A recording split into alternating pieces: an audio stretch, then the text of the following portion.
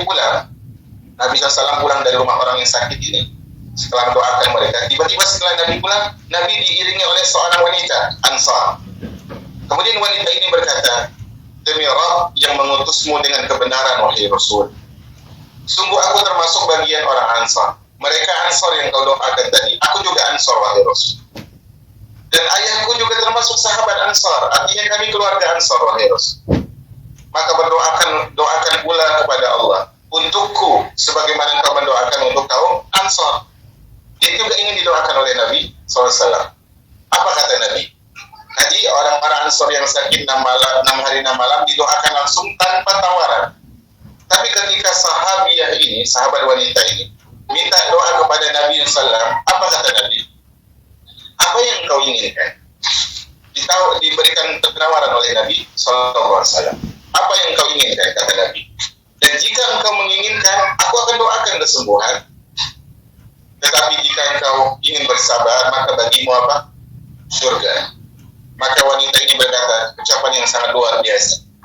Ucapan yang sangat luar biasa dari wanita ini. Dia mengatakan, kata dia, bal asbir wala aj'alul jannata khabara.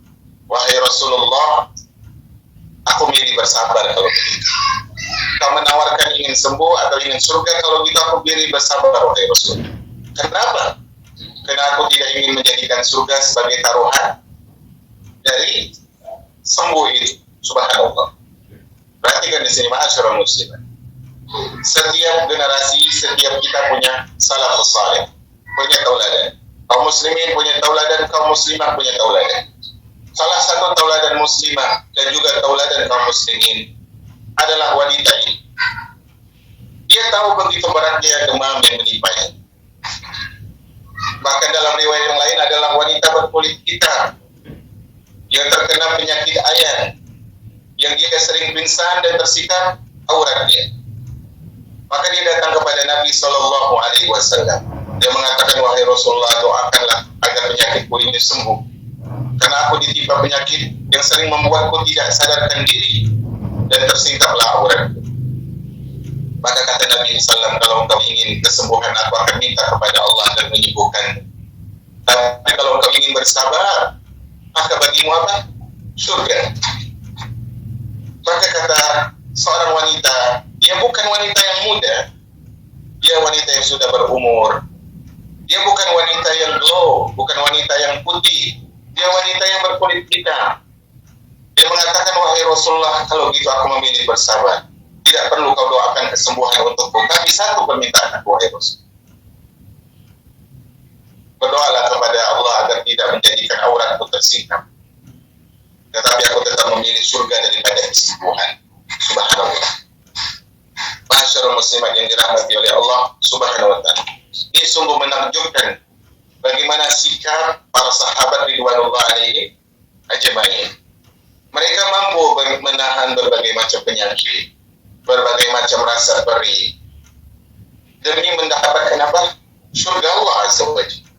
Mereka rela lapar, halangan dan rintangan dalam kehidupan, bahkan dalam bukti sejarah dan hijrah, mereka rela meninggalkan tanah air yang mereka cintai, yaitu negeri Mekah. Untuk apa? Untuk surga Allah Subhanahu wa ta'ala.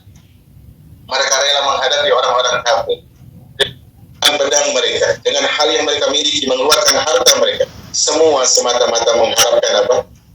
Mengharapkan surga Allah Subhanahu wa ta'ala. Hadis yang lain yang tidak ada di kitab, yang diriwayatkan oleh Al-Imam Muslim, diriwayatkan pula oleh Al-Imam Abu Dawud rahimahumullah. Hadis Rabi'ah bin Ka'ab. Rabi'ah bin Ka'ab, dia menceritakan, kata Rabi'ah bin Ka'ab ini bukan orang kaya, dia orang miskin. Dia tidak punya aset, tidak punya perabot, dia tidak punya rumah, dia tidak punya harta. Dia mengatakan, kata Rabi'ah bin Ka'ab radhiyallahu anhu, suatu hari aku bermalam bersama Nabi SAW, dan mungkin beliau adalah sahabat yang tinggal di masjid, karena rumah Nabi dekat masjid. Kata Rabi'ah bin Ka'ab, aku bermalam bersama Nabi SAW, dan di malam itu, kata Rabi'ah, aku menyiapkan air wudhu untuk Nabi SAW. Jadi air wudhu kan seperti zaman kita, mungkin ada kerannya, ada baknya, dan sebagainya. Mereka harus menampung dulu, kemudian disiapkan. Kata Rabi'ah bin Ka'ab, aku siapkan air wudhu Nabi SAW. Maka akhirnya Nabi SAW pun berwudhu. Kemudian apa kata Nabi kepadaku? Rabi'ah menceritakan. Kata Nabi, Is'al, wahai Rabi'ah, mintalah sesuatu balasan dari. Kau sudah mengabdi kepada, kau menemaniku, kau mempersiapkan apa yang aku butuhkan untuk salat dan munajat kepada Allah. Mintalah, aku ingin balas budi. Makanya dia berpikir sejenak.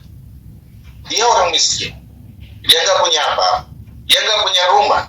Dia nggak punya bahkan makan pun sehari mungkin belum tentu ada. Ini kesempatan yang Rasulullah mengatakan, wahai Rabi'ah, minta kepada. Akhirnya apa yang kata Rabi'ah bin Ka'ab radhiyallahu ta'ala anhu? Dia mengatakan, as'aluka murafaqataka fil jannah. Wahai Rasulullah, satu yang aku minta, wahai Rasul, aku meminta agar kau berdoa kepada Allah agar Allah menjadikan aku pendampingmu di surga, ya Rasul alaihi salatu wassalam. Wahai Rabi'ah, tapi tahu permintaan ini berat. Wahai Rabi'ah, permintaan lain mungkin yang kau minta, bukan permintaan itu. Apa kata Rabi'ah? Wahai Rasulullah, hanya itu permintaanku. Maka kata Nabi alaihi salatu wassalam, a'inni ala nafsika bi kasratis sujud. Wahai Rabi'ah, kalau begitu bantulah aku untuk mewujudkan harapanmu itu dengan banyak-banyak bersujud beribadah kepada Allah Subhanahu wa taala.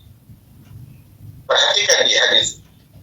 Rabi'ah tadi kita sebutkan orang susah. Dia tidak punya rumah, dia bukan orang yang memiliki sesuatu yang mewah, dia tidak punya harta, dia tidak punya harta benda. Dia kesulitan, bahkan dia hidup bersama orang-orang yang kesulitan hidupnya di sisi masjid Nabi SAW. Tetapi ketika dia punya kesempatan untuk mewujudkan cita-citanya, apakah dia minta rumah? Tidak. Selama ini dia mungkin susah makannya, apakah dia minta, ya wahai Rasulullah, doakan kepada Allah agar dicukupkan rezekiku setiap hari? Beliau tidak minta seperti itu. Karena beliau tahu tempat terbaik untuk tenang adalah surga Allah Subhanahu wa taala. Rezeki terbaik dalam kehidupan adalah bersimpuh dan beribadah di hadapan Allah Subhanahu wa taala. Tetapi kalau kita lihat cita-cita beliau ternyata bukan sekedar surga. Cita-cita beliau bukan sekedar surga, tapi dia minta apa tadi? Aku ingin di surga wahai Rasulullah, tapi berdampingan dengan engkau alaihi salatu wassalam.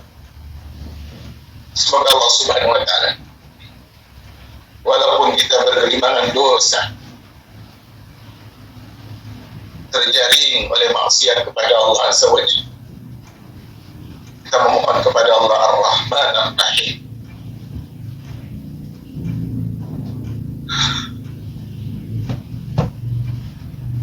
agar Allah mengampuni dosa-dosa kita.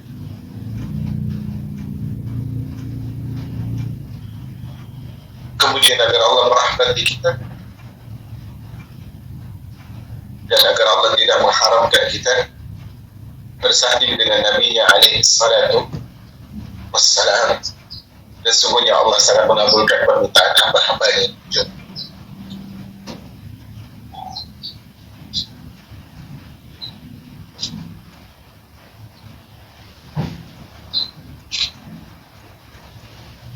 Begitulah para sahabat ridwanullah alaihim ajma'in.